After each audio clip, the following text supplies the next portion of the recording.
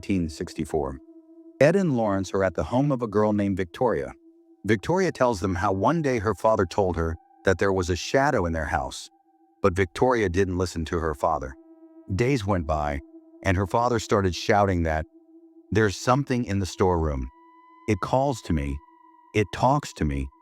Victoria began to think maybe her father had gone mad. But one day when Victoria returns home, she finds that her father is no longer in this world. He has killed himself. Her father is gone. After that, however, the things that were happening to her father began happening to Victoria. Victoria started hearing voices from the storeroom. It calls out Victoria's name. It talks to her, and forced by desperation, Victoria calls Ed and Lawrence so the two of them can drive this spirit, this shadow, out of the house. Ed and Lawrence both head toward the storeroom. Lawrence is pregnant. Ed tells her to be careful. Lawrence goes down the stairs. She tries to sense where the spirit actually is, and her attention goes to a mirror. She realizes the demonic shadow is inside that mirror. She approaches the mirror and speaks to it. "Who are you? Tell me. I will help you." But the demonic shadow shows Lawrence something so horrifying that Lawrence writhes in pain. She screams, "Ed, our baby." Ed is not thinking straight. He takes his wife to the hospital. Even at the hospital, Lawrence is seeing all kinds of things. She can't understand what is happening. After a while, her baby is born, but the doctors inform her that the baby did not survive. Lawrence is crying bitterly. She prays to a higher power, begging, "Please bring my baby back to life." And the amazing thing is, after a while, their baby gets better. Lawrence and Ed are overjoyed. They love their daughter very much. They name her Chuli. Time slowly passes, and Chuli grows up.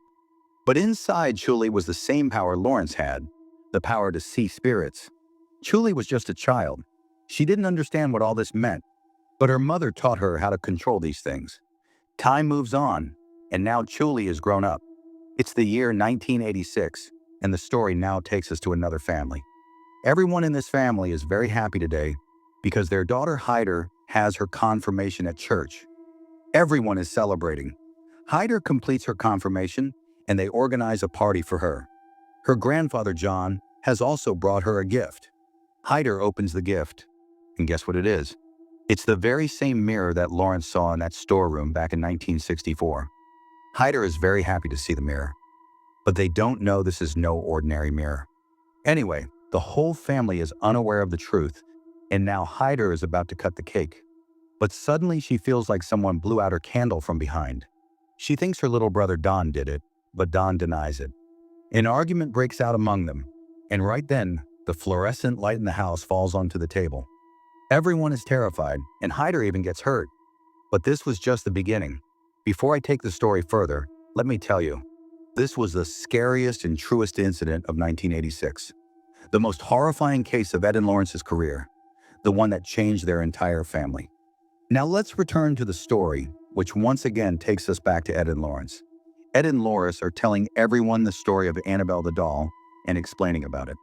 They're trying to make people understand that the only way to protect yourself from things like this is to lock them away in a room. They keep warning how dangerous these things can become, but people aren't really taking their words seriously. Maybe because Ed and Lawrence have already left their work behind.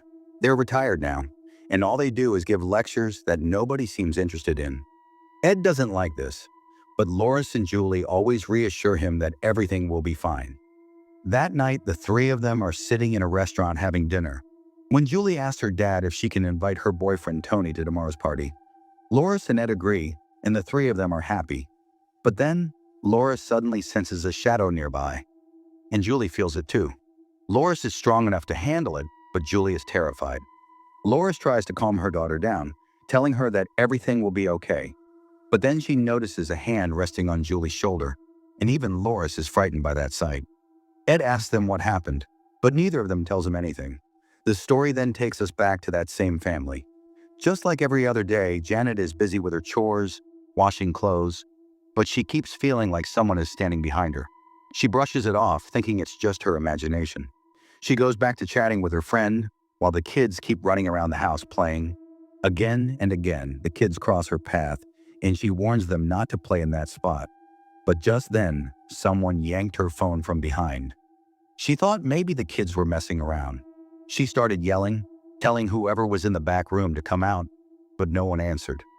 When she turned on the light in that room, it was empty. But this wasn't something that only happened to Janet. The youngest daughter of the house, Susie, was playing with her doll when she felt like someone was there. When she turned around, she saw an old woman who didn't look human at all. Susie went and told her whole family about it, but no one believed her. And it wasn't just Susie and Janet. Hyder was going through the same thing. He also felt that ever since that mirror came into the house, something strange had been happening. His sister Tun decided to get rid of it. The two of them took the mirror outside, and the next morning the garbage truck hauled it away. Unaware of all this, the rest of the family was sitting peacefully, having breakfast. But suddenly Tan started feeling strange. She began vomiting blood, and inside her vomit were pieces of glass. Hyder realized this wasn't just a coincidence. Something more was going on. Meanwhile, unaware of all this, Ed was talking to a doctor, asking if he could return to work or not. The doctor told him that his heart had become very weak, and another heart attack would be fatal. Ed understood that maybe it was time for him to retire. That day was Ed's birthday. Everyone was happy, and at Ed's party, Judy brought her boyfriend Tony. Tony had been a cop, but now he was retired. Why? Tony still hasn't told anyone the real reason. At that party, Tony runs into Ed and Lorraine's old friend Brad. He asks Brad if it's true that Ed and Lorraine cast out ghosts, and if he's ever seen them do it. Brad tells Tony that it's all real. But why exactly Tony want to know this? Well, let's leave that aside. The story now shifts to Judy. Judy is getting ready in her room when she suddenly senses something there. She looks toward the mirror and sees the Annabelle doll slowly moving closer to her. But before anything can happen, the doll vanishes. Hearing Judy's voice, Tony rushes in. Judy tells him everything. And right after that, Lorraine comes in too. Tony leaves, but Lorraine asks her daughter what happened, and Judy explains everything to her. Lorraine comforts Judy, telling her not to let these things take control over her. Judy agrees and things seem fine again. Slowly the party winds down, but Tony still hasn't left. He wants to marry Judy. Lorraine is delighted with the idea, but Ed is still suspicious of Tony. Before either of them can respond, Judy walks in, and Tony proposes to her. Judy accepts, and everyone is overjoyed.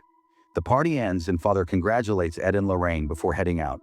But before leaving, he tells them about a family that keeps calling him for help, asking if they'll take the case. Lorraine refuses, and the father leaves. The story once again takes us back to Jack and his family. The whole family's worried, not knowing what to do.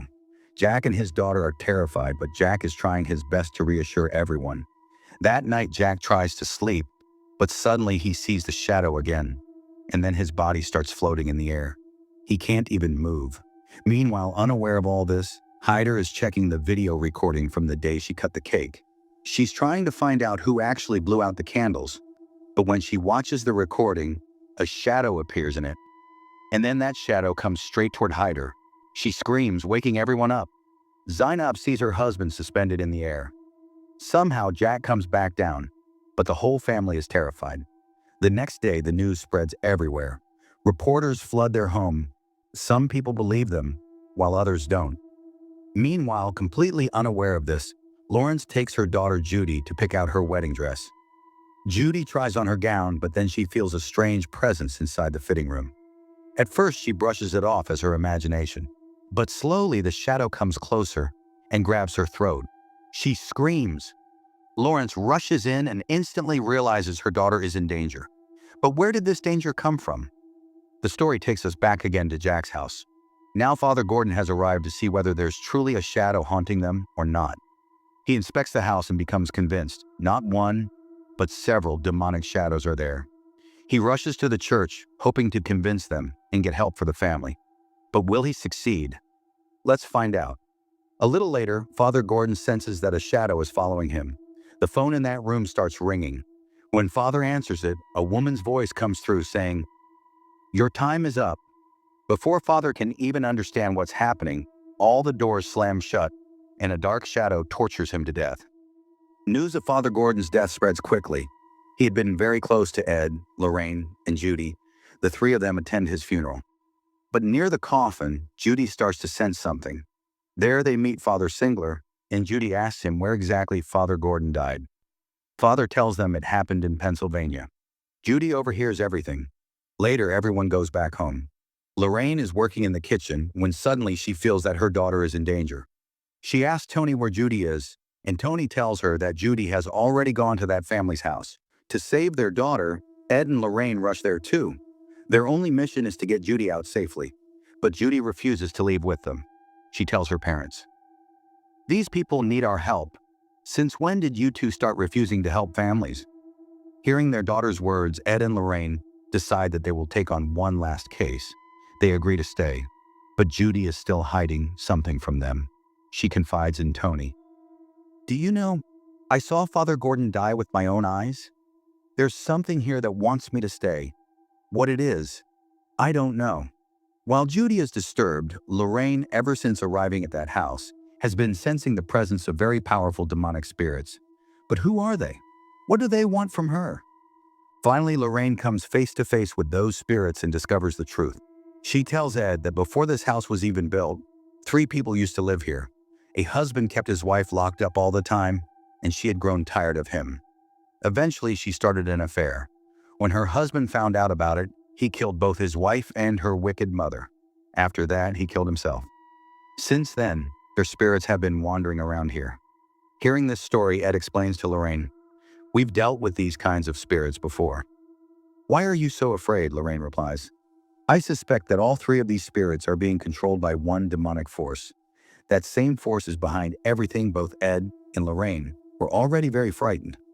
Just then, Judy suddenly hears a voice calling her from upstairs. It sounds like Lorraine's voice, but Lorraine is outside. "So who's upstairs? Let's find out." When Judy goes upstairs, she realizes there's a shadowy presence there. Then she comes face to face with that same mirror. After that, Annabelle appears. But this time, she's not small. She has grown and looks joined together. She chases Judy. Judy runs downstairs in fear, but falls. Ed and Lorraine rush in to save her. Judy points upstairs. Ed and Lorraine go up to the room and see the mirror too. When Lorraine gets closer, she senses that something about the mirror has changed. But what? Now Ed and Lorraine decide they will take the mirror back to their home to study it further and uncover what's inside. They get ready to take it with them. Jack and Ed are carrying the mirror outside while Tony is trying to start the car. But Judy's condition has gotten really bad. The question is, will this mirror really leave the house? Let's see.